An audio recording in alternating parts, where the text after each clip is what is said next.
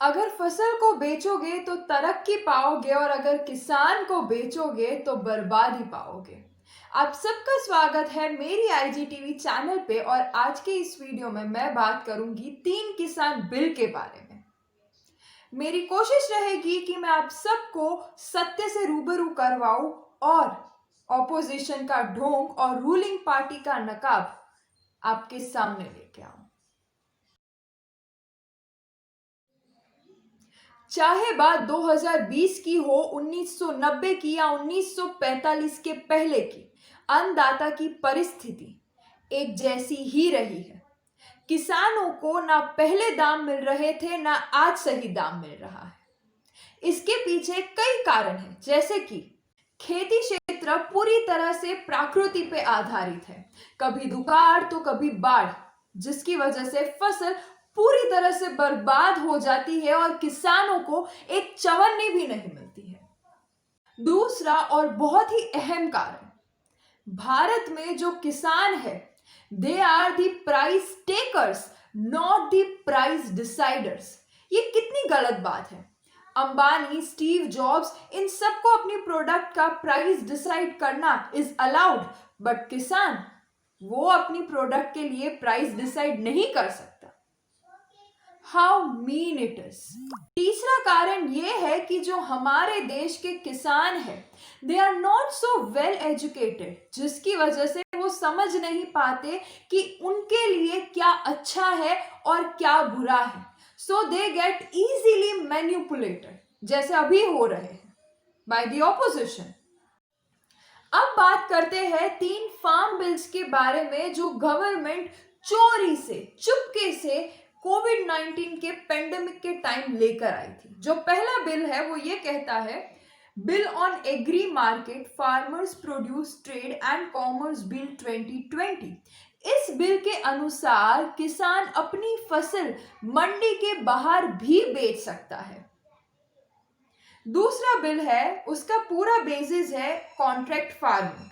इस बिल के अनुसार बड़ी बड़ी कंपनीज डायरेक्टली किसान के साथ डील कर सकती है और किसान को पूरा हक है कि वो अपनी प्रोडक्ट का दाम तय कर सके। अगर मैं अपनी निजी राय दूं तो ये जो पहला और दूसरा बिल है ये दोनों ही फायदेमंद है, पर ये जो तीसरा बिल है ऑन एसेंशियल कमोडिटी वो बेहद ही बकवास है, क्योंकि वो प्रकोष्ठ रूप से संग्रहखोरी की अनुमति देते हैं। तो सरकार को ये जो तीसरा बिल है वो वापस ले लेना चाहिए।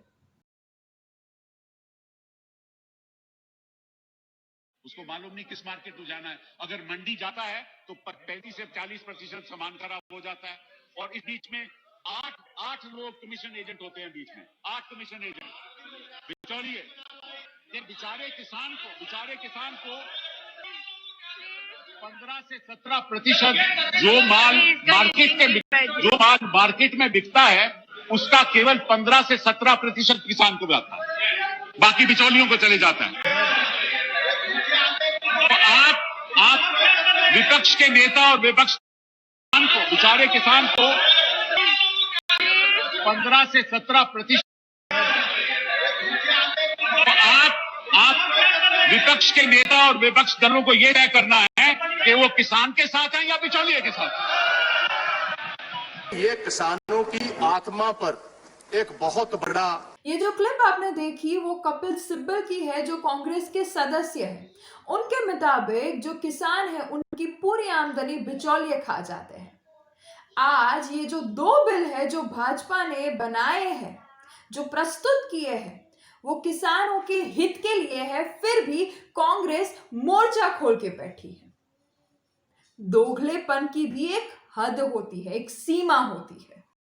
2019 में कांग्रेस ने इन तीनों बिल की संकल्पना को अपने घोषणा पत्र में शामिल किया था और आज इन तीनों बिल का वे विरोध कर रहे हैं। इतनी घटिया राजनीति मैंने आज तक नहीं देखी। जिस कॉन्ट्रैक्ट फार्मिंग के खिलाफ ये लोग भ्रम फैला रहे हैं, उसी कॉन्ट्रैक्ट फार्मिंग की शुरुआत 2012 में इन्हीं लोगों ने छोटे स्तर पर की थी। They work on the concept of मैं करूं तो अच्छा, पर दूसरे करे तो बकचोदी। This is the reality of the opposition. Bills के विरोध का आधार पूरा बना बनाया हुआ एक भ्रम है। किसानों को यह बताया गया है कि उन्हें एमएसपी नहीं मिलेगी, उनकी जमीनें हड़प ली जाएगी, पर यह सत्य नहीं है। इस ब्रह्मास्त्र की वजह से आज किसान सड़कों पर है। और मैं एक बात बता दूं कि आप लोग मुझे मिस इंटरप्रेट ना करें, ठीक है। मैं क्लियरली बता देती हूं कि ये तीनों बिल है, उसमें से ये जो पहला और दूसरा बिल है, I support first and second bill, पर तीसरा बिल इज अनवर्दी, अनफ्रूटफुल, जिसे गवर्नमेंट को वापस ले लेना चाहिए। और जो दूसरा बिल है उसमें भी एक लूप होल है, जहां पर गवर्नमेंट ये कहती है कि अगर कंपनी इन कॉन्ट्रैक्ट फार्मिंग में जब कंपनी और फार्मर के बीच में प्रॉब्लम हो तो जो मंडी का ऑफिसर है he has the right to solve this problem. पर ये नहीं होना चाहिए, क्योंकि जो अगर मंडी का ऑफिसर को इसे असाइन प्रॉब्लम सॉल्विंग असाइन हो जाएगी तो वो इजीली मैनिपुलेट हो सकता है। अगर पैसे खिला दो उसको तो उसकी जजमेंट कंपनी की ही साइड आएगी, पर ये नहीं होना चाहिए। उसकी जगह कोई लोकल लीडर या जो सरपंच है उसे असाइन करना चाहिए। तो दूसरा भी जो फार्म बिल है वो तभी ही बेहतरीन बन सकता है जब ये लूप होल को हटवा दिया जाए। और आई रिक्वेस्ट कि गवर्नमेंट ये चीज जल्दी करे। बहुत ही अहम सवाल है ये कि क्या बीजेपी फार्मर फ्रेंडली है? तो मैं बताना चाहती हूं, ना केवल बीजेपी, इस देश की कोई भी पार्टी फार्मर फ्रेंडली नहीं है। अगर फार्मर फ्रेंडली होती ना तो किसानों को एमएसपी का झुंझुना ना थमाती, बल्कि उन्हें सशक्त करती और एमआरपी डिसाइड करने का हक देती। मैं अपने किसान भाई बहनों से ये कहना चाहती हूं कि आजादी के इतने सालों बाद भी आपकी परिस्थिति ऐसी की ऐसी ही है, और जिस तरह से आप आंदोलन कर रहे हैं, जिस गति से कर रहे हैं, मैं कहती हूं कि इस गति से कभी परिवर्तन नहीं आएगा आपकी परिस्थिति में। अगर परिवर्तन लाना है तो एमएसपी के झुनझुने को छोड़ो और एमआरपी की मांग करो कि हमारे प्रोडक्ट की दाम हम खुद तय करेंगे और उसी पे ही बेचेंगे।